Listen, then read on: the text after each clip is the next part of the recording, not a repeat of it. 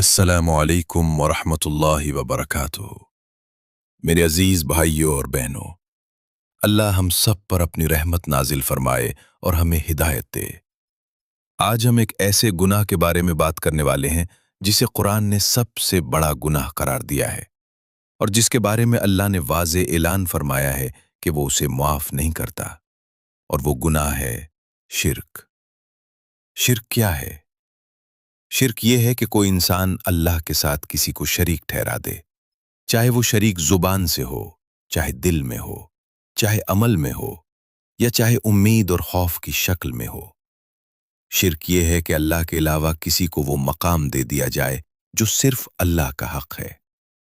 بھائیو اور بہنوں، یاد رکھیں کہ اللہ نے فرمایا، بے شک اللہ شرک کو معاف نہیں کرتا، اس کے علاوہ جسے چاہے معاف کر دے۔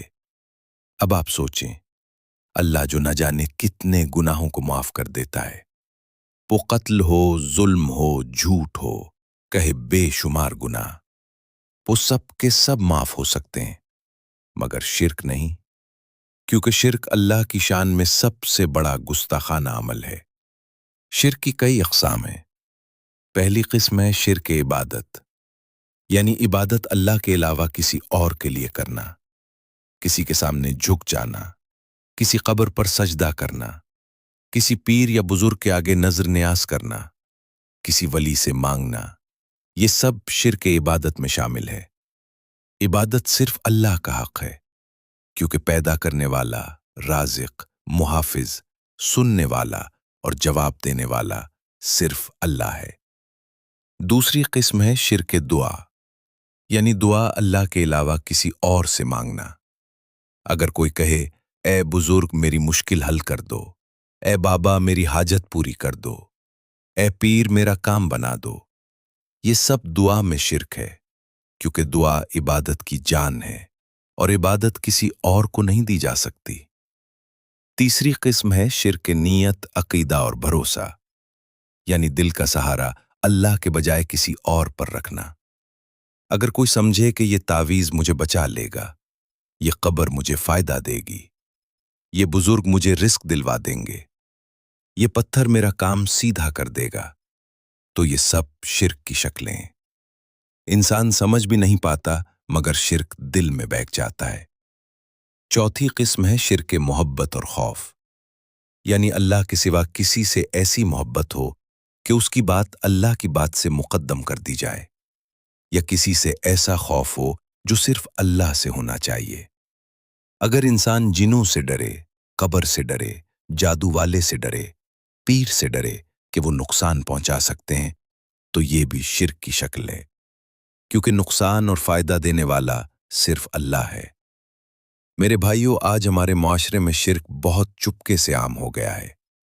لوگ کہیں کہتے ہیں، فلاں بابا سب کچھ کر سکتے ہیں، فلاں قبر سے مرادیں پوری ہوتی ہیں، فلاں بزرگ بیماری دور کر دیتے ہیں، فلاں عامل تقدیر بدل دیتا ہے۔ یہ الفاظ سننے میں آسان، مگر حقیقت میں انتہائی خطرناک ہیں۔ آج بہت سے لوگ مصیبت میں اللہ کو پکارتے ہی نہیں، سیدھا قبر پر جاتے ہیں، سیدھا پیر کے پاس جاتے ہیں، سیدھا نجومی کے پاس جاتے ہیں، سیدھا عامل کے پاس جاتے ہیں، اور سمجھتے ہیں کہ یہ لوگ ہمیں بچا لیں گے۔ میرے بھائیوں، اگر بچانے والا یہی ہوتے تو پھر اللہ تعالیٰ کیا ہوتا؟ اللہ ہی بچانے والا ہے، اللہ ہی مدد کرنے والا ہے، اللہ ہی دعائیں قبول کرنے والا ہے۔ شرک کا نقصان بہت بڑا ہے۔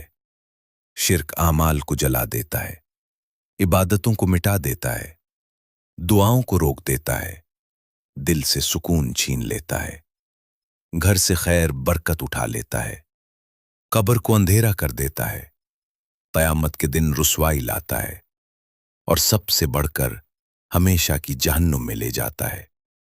کیا ہم ایسا انجام چاہتے ہیں؟ یقیناً نہیں۔ اب سوال یہ ہے کہ انسان شرک سے بچ کیسے سکتا ہے؟ سب سے پہلا راستہ یہ ہے کہ توحید کو سمجھا جائے، یہ جانا جائے کہ اللہ ہی واحد ہے، اللہ ہی خالق ہے، اللہ ہی رازق ہے، اللہ ہی حافظ ہے، اللہ ہی نافع ہے، اللہ ہی دار ہے، अल्लाह ही सुनने वाला है और अल्लाह ही जवाब देने वाला है। जब दिल में सिर्फ अल्लाह की अजमत बैठ जाए तो शिर्क की कोई जगह नहीं रहती। दूसरा रास्ता यह है कि हर दुआ सिर्फ अल्लाह से मांगी जाए। मेरे भाइयों, हाथ उठाकर अल्लाह से मांगने का लुत्फ कुछ और होता है। वो दिल की सुनने वाला है। वो आंख के दरिया से निकलने वाले आंसू को भी जानता है। वो इंसान की बेबसी को समझता है।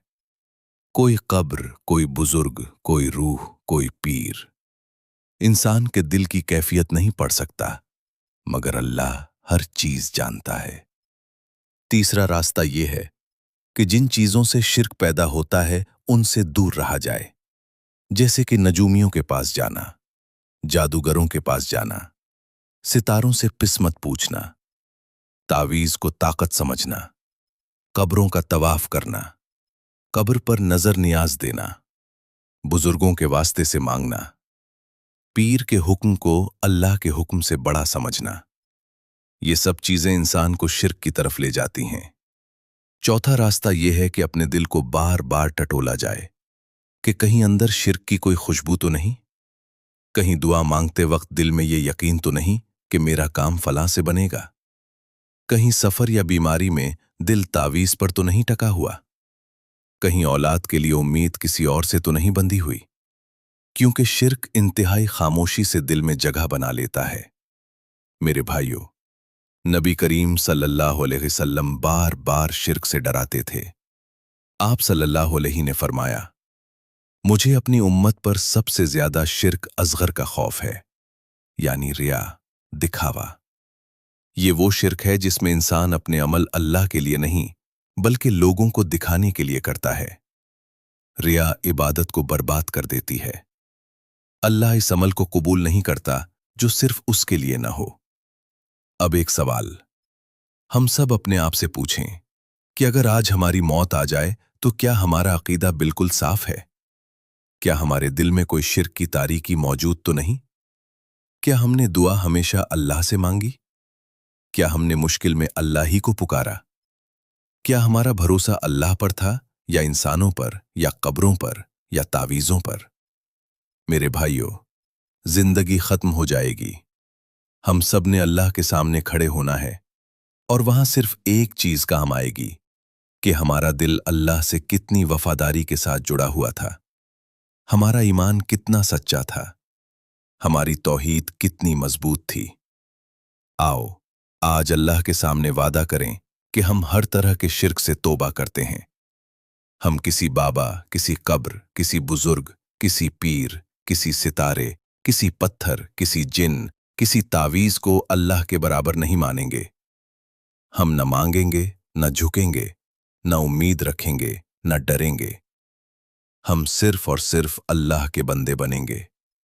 अल्लाह के सामने झुकेंगे, अल्लाह से मांगेंगे, अल्लाह पर भरोसा रखेंगे। या अल्लाह हमारे दिलों को शिर्क से पाक कर दे। या अल्लाह हमें खालिस तौहीद पर जिंदा रख। या अल्लाह हमें खालिस तौहीद पर मौत दे। या अल्लाह हमें खालिस तौहीद वालों में उठा। या अल्लाह हमें अपनी रहमत से ढांप ले। या रब्बुल आलमीन, आमीन या रब्बुल आलमीन।